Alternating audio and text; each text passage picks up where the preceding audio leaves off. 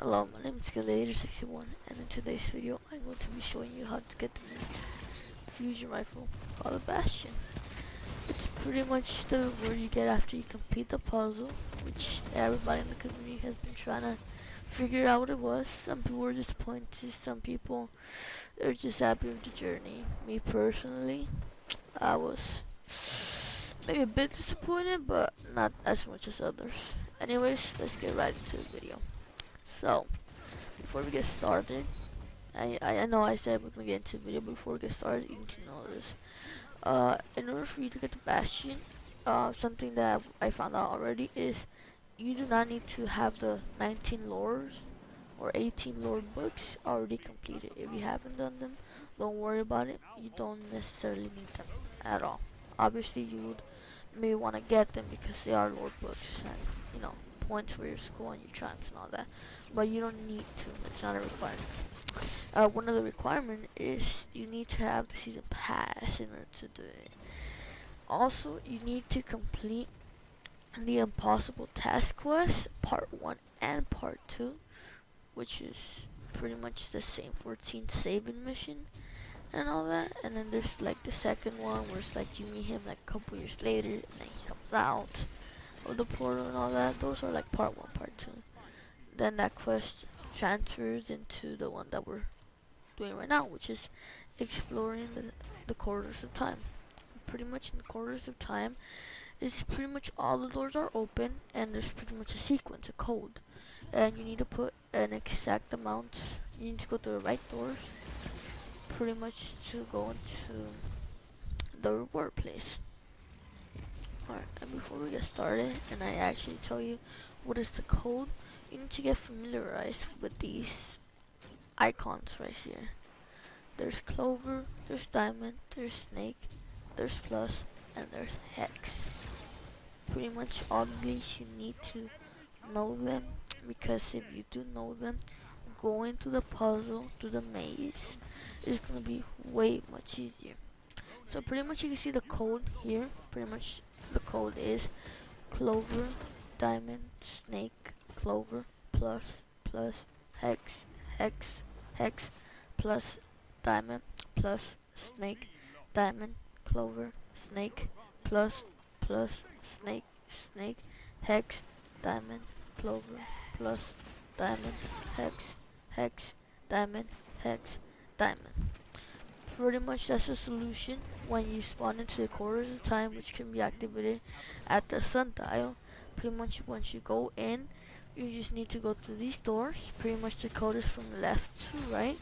There's a total of 30 like symbols, meaning there's 30 doors, and once you go through all 30 of them, at the end you're gonna go back to the same room where the emblem is, where you see the tomb with the ghost and the sword. And pretty much this time it will not kick you out. If you like going forward, it will let you go in all the way, and then the dialogue will start. I'm not gonna spoil that because honestly I suspected something like this was gonna happen, but it's pretty good, but I'm not gonna spoil it. Anyways, after the whole dialogue thing happens, you're going to have to go back to Saint 14, so you have to go back to the tower. Then after that, pretty much you're going to talk to him. There's going to be like the signal thing that happened, and pretty much you're going to be asked to go to the Tangle Shore to investigate this. Once you're in the Tangle Shore, pretty much you have to kill 5 servitors or 5 captains. The best way I found to go about this is just the lost sector right next to the spider's hideout. All you have to do is go into that lost sector, kill the servitor, and come back, rinse and repeat. The lost sector is the one right next to the spider called the empty tank, and pretty much it's a very easy one. All you have to do is go in, and the door there's only one falling, just punch him or something. Then me personally, I used to outbreak the long range since I didn't want to go all the way in, but I've seen some people use grenade on shotgun. Pretty much all you do is shoot the servitor. You'll get what's called this intel fragment thing, and then after that you just have to go in, come back, and repeat. After that you'll be asked to go back to Spider because your ghost is like having difficulties translating the whole message or something. So you can go back to Spider, then there's gonna be this whole like, oh, it's a favor. I can smell a favor from mile away, kind of jokes and stuff like that. So after that, he's gonna give you intel for free, and you're gonna go kill what's called Aksiniks, bound by honor, which is like a fallen captain. You're gonna go and kill him because he's making bets about something, and pretty much we don't want that. You're gonna go in there to the empty tank lost sector, which is where you were getting your servitor kills. And once you're in there, pretty much all you're gonna do is you're gonna start pretty much clearing everything out until you get all the way to the end where you're supposed to fight the boss. Instead of fighting the lost sector boss, you're gonna fight the what's it called, Aksiniks. I can't really say it right because it's kind of weird, but I'm gonna just put it in the screen. But anyways, you're gonna go kill him. Then you need like this fragment thing, this intel. You're gonna go back to Spider. Then he's gonna want to collect on the intel, so you're gonna have to do 3 things. Those 3 things are 10 bounties, 30 powerful enemies that you have to kill, and 8 public events. And the public events have to be in the Tangle Shore. The bounties, obviously, they have to be from Spider, so Tangle Shore. And the powerful enemies is just, let's just assume this, Tangle Shore. The best way that I found about this is pretty much grab the 4 bounties in the bottom, which are pretty much like to shoot, to collect stuff and all that, because those are the easiest ones. Grab those. And then a trick I found out is the top ones for the wanted enemies and all that. Pretty much try to get the ones that cost the less, because if they cost the less, that means less reward, and less reward usually means they're easier to find. So I would probably just go with the top row of wanted enemies and the 4 bounties in the middle. Boom, get your 10 bounties. After you get your 10 bounties, try to do some on your way to a public event. And pretty much just keep doing that, the 30 powerful enemies, I wouldn't worry much about that, because while you're doing the public event, you're pretty much going to be facing a lot of powerful enemies, and you're just gonna get that done like pretty normally. You don't really need to worry about that. It's sort of like a background thing that gets done by itself. The public events, you need to complete 8, but if you do a heroic version of the public event, it will turn into 2, which, believe me, it's easier. You only have to do 4 public events. It's better, but you know, there's always that one random that actually kills the boss instead of actually turning heroic, which is kind of annoying. But what can you do? Well, anyways, after you complete all that, you're gonna get intel, and there's gonna be like this thing that this fallen is willing to trade his information for safety or something like that. So you're going to have to go pretty much to a lost sector. That lost sector is called Trapper's Cave. It's located in the Four-Horn Gulch, right in the middle of the Four-Horn Gulch. Pretty much once you get there, as soon as you go into the lost sector, just keep going. Just keep going until you find the first set of enemies. The first set of enemies should be sleeping dogs, like cabal dogs, on the floor. You're gonna kill them. You can keep going, and after that, there's gonna be sort of like this jump down, and there's gonna be enemies in the bottom. Pretty much kill all the enemies, but don't move. Don't keep going straight. Pretty much you're gonna have to turn back, because that little jump you just did, that's a waterfall. And in that waterfall, look for like this blue mist, which is same as the Scorn one when we first met them on Forsaken. Pretty much you're gonna see that, and that's gonna indicate that's the grave. Pretty much you just go up to it, look until it gives you the square, then you press it and hold it. You pretty much investigate the grave. It's as easy as that.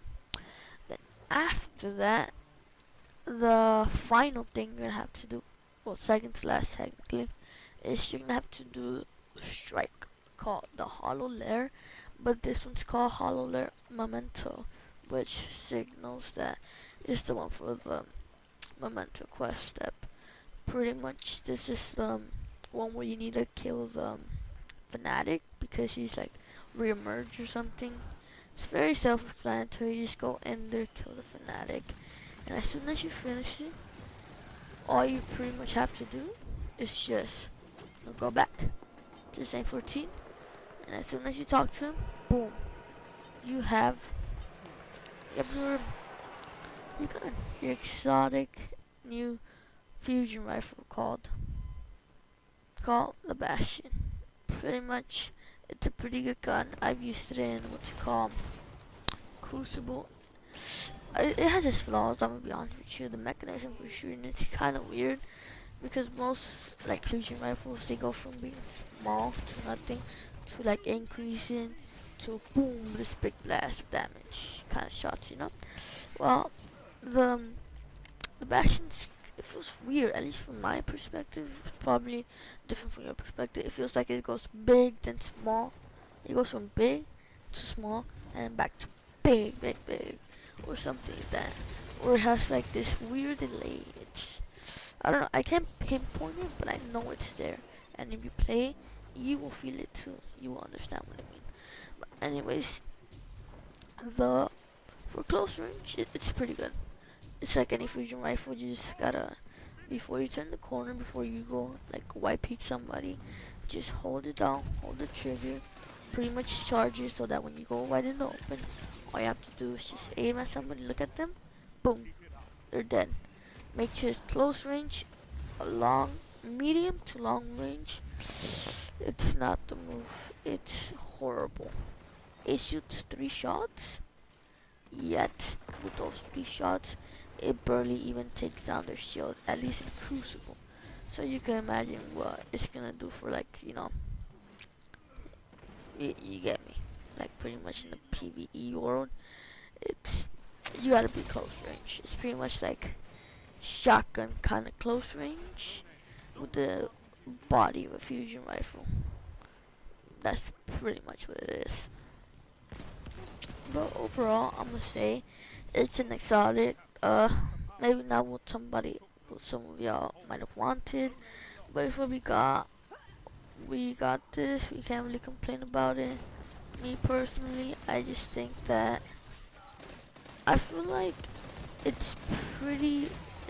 It's not the greatest tool in the shed, and me personally, I think that it was kind of meant to be like that, kind of, because you see, Bungie knows how to make an OP gun. We've seen it time and time again when they just miscalculate one little thing, and boom, overpowered. Lord of Wolves. Let me see what else. The bow that right now is happening. Gambit. It's driving me crazy. Anyways, pretty much I feel like this could be really overpowered. At least this fusion rifle, and I feel like they had to nerf it really a lot before they even like put it out there. That's why it's so garbage. That's my personal opinion. Maybe you'd like to share yours in the comment. Up to y'all, but pretty much that's how you get the Bastion fusion rifle. I hope you enjoyed the video. Leave a like, comment, subscribe. You know what to do. Do all that, and pretty much I'll see you in the next one. My name's Latez. I'm Latez.